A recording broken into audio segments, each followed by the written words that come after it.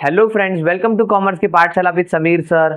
आज हम accounting series में एक नया टॉपिक लेकर आए हैं, that is retirement of partner. इससे पहले हमने एडमिशन ऑफ पार्टनर कंप्लीट किया, अब उसी सीरीज में आगे रिटायरमेंट ऑफ पार्टनर है।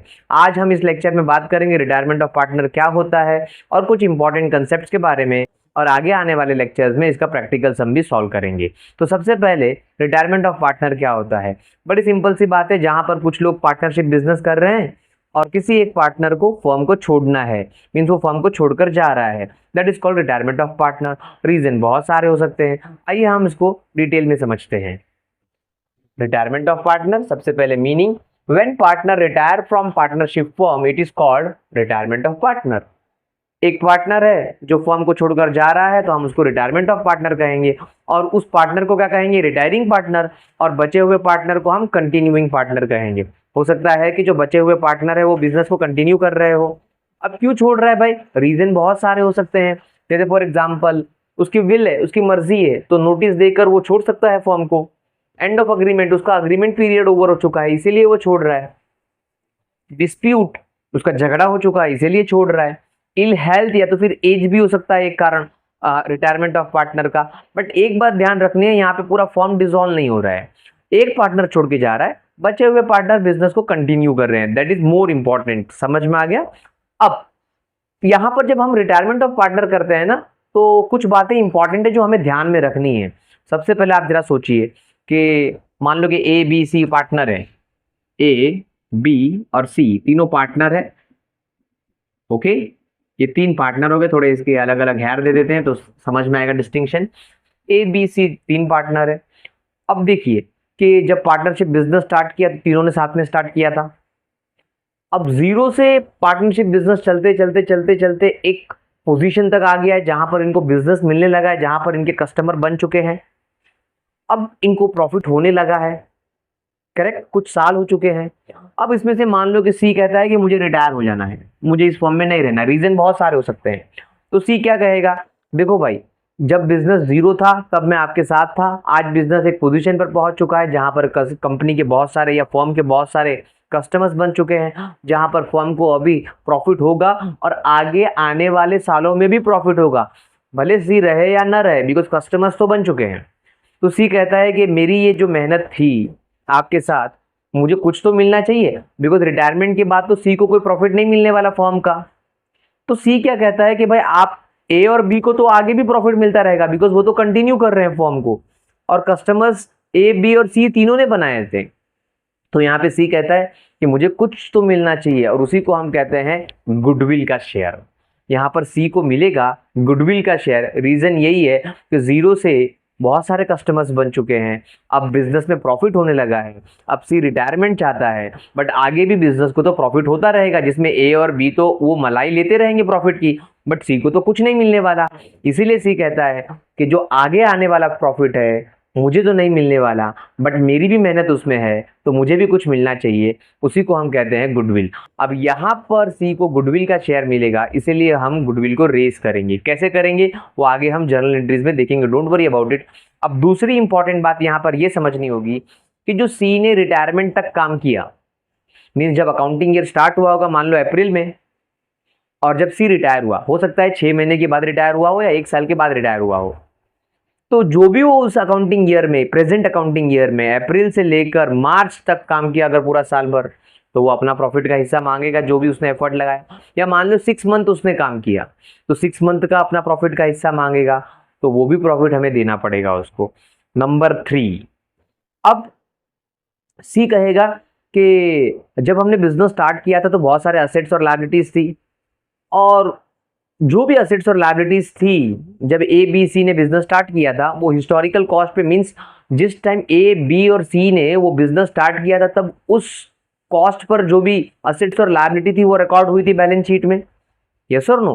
और आज बहुत साल हो चुके हैं जब सी रिटायर हो रहा है, तो वो कॉस्ट में और आज के कॉस्ट में बहुत सारा चेंजेस आ गया होगा आपके असेट्स और लायबिलिटीज के, क्योंकि जब ए बी और सी ने बिजनेस स्टार्ट किया था तो बहुत सारे असेट्स और लायबिलिटीज होगी उनके पास, तो उन्होंने वो बैलेंस शीट में रिकॉर्ड की होगी, क्योंकि नियम कहता है कि आपको बैलेंस शीट में जो भी लायबिलिटीज और असेट्स रिकॉर्ड करने वो हिस्टोरिकल कॉस्ट, मींस जब इनिशियली परचेज किया था या वो लायबिलिटी ली थी उस कॉस्ट पे। और आज धीरे धीरे धीरे धीरे धीरे धीरे कई साल हो गए हैं, तो सारे असेट्स और लायबिलिटीज के वैल्यूज में चेंजेस आया होगा। तो जब पार्टनर रिटायर होता है तो आपको असेट्स और लायबिलिटीज का रिवैल्यूएशन भी दिया रहता है सब में, और वो असेट्स और लायबिलिटीज की जो भी रिवैल्यूएशन में प्रॉफिट होगा या लॉस होगा असेट्स और लायबिलिटीज के रिवैल्यूएशन में, वो तीनों पार्टनर में डिवाइड होगा, जिसमें सी मीन्स हमारा जो रिटायरिंग पार्टनर है उसका भी हिस्सा बनेगा। तो हमने मोटे मोटे तौर पर कितने मुद्दे पर बात की यहाँ पर? 4 मुद्दे पर। सबसे पहले तो मीनिंग पे बात की, दूसरा मैंने इंपॉर्टेंट कंसेप्ट गुडविल का बताया कि क्या होता है, तीसरा मैंने बताया कि जो भी उसने 6 महीने या 1 साल काम किया है उसका प्रॉफिट का हिस्सा बनता है, और चौथा हमने बात किया कि जो रिवैल्यूएशन प्रॉफिट या लॉस होता है वो भी सी को मिलेगा। अब आ जाइए, ट्रीटमेंट ऑफ गुडविल अगर करना है तो कैसे करना है। जैसे मैंने कहा कि सी मांगेगा अपना गुडविल, तो अब फॉर्म में क्या करना पड़ेगा, एक गुडविल क्रिएट करना पड़ेगा, मींस गुडविल रेज करना पड़ेगा। तो एंट्री क्या आएगी देखते हैं।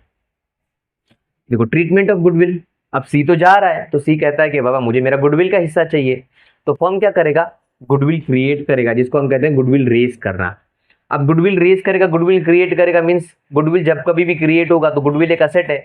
अब जब कभी भी असेट क्रिएट होगा तो कहाँ पे बैलेंस आएगा, डेबिट में आएगा, तो गुडविल अकाउंट डेबिट। और नीचे कौन आएंगे, ऑल पार्टनर्स।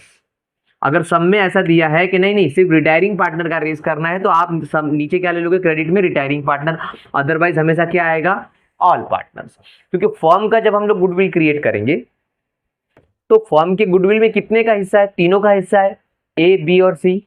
तो हम गुडविल क्रिएट करेंगे और तीनों को देंगे नीचे क्रेडिट साइड में, ऑल पार्टनर्स, तो सी के पास भी पहुंच जाएगा, करेक्ट। और ऐसा लिखा है कि नहीं नहीं सिर्फ रिटायरिंग पार्टनर का ही आपको रेज करना है, तो फिर जो डेबिट में होगा वो भी रिटायरिंग पार्टनर का अमाउंट होगा, और क्रेडिट में आएगा वो भी रिटायरिंग पार्टनर का अमाउंट आएगा। ओके, और रिटायरिंग पार्टनर का अमाउंट कैसे निकालेंगे, उसके ओल्ड रेशियो से, जो भी उसका ओल्ड रेशियो होगा रिटायरिंग पार्टनर का उससे निकाल लेंगे। और मान लो ऑल पार्टनर का भी रेज करना है, तो भी जब हम शेयर करेंगे तीनों पार्टनर में तो कौन सा रहेगा, तीनों पार्टनर का ओल्ड रेशियो रहेगा। ओके, आगे बढ़ते हैं। अब बहुत बार सब में देखो, जब गुडविल क्रिएट हो गया है तो अब वो बैलेंस शीट में अपीयर होगा, तो बहुत बार सब में आपको कहेगा कि आप उसको राइट ऑफ कर दो, क्योंकि उसको अपीयर नहीं करना है बैलेंस शीट में। तो गुडविल राइट ऑफ कैसे करेंगे, जब आप गुडविल क्रिएट करते हो तो डेबिट में होता है, तो गुडविल कैंसिल करना है राइट ऑफ ना, मींस डेबिट से कहां पे चला जाएगा, क्रेडिट में चला जाएगा आपका गुडविल।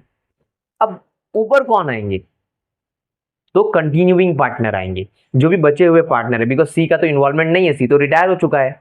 तो अब जो भी गुडविल राइट ऑफ होगा वो हमेशा कंटिन्यूइंग पार्टनर में होगा। ओके, ध्यान रखना इस बात को।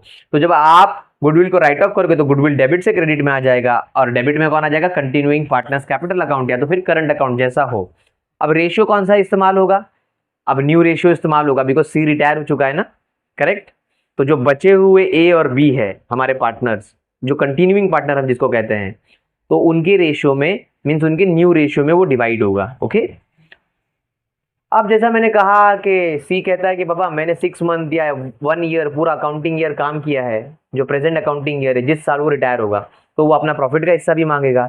जब वो अपना प्रॉफिट का हिस्सा मांगेगा तो एंट्री क्या आएगी, देखिए, profit up to the date of retirement, चाहे पूरा साल काम किया हो, 6 मंथ काम किया हो, 4 मंथ काम किया हो, अपना प्रॉफिट तो लेगा कि नहीं लेगा, लेगा ना। तो अब देखो, हमको रिटायरिंग पार्टनर को देना है, हमको उसको शेयर देना है, तो रिटायरिंग पार्टनर को क्या कर देंगे हम लोग, क्रेडिट कर देंगे, और डेबिट में क्या लिखेंगे, profit and loss suspense account.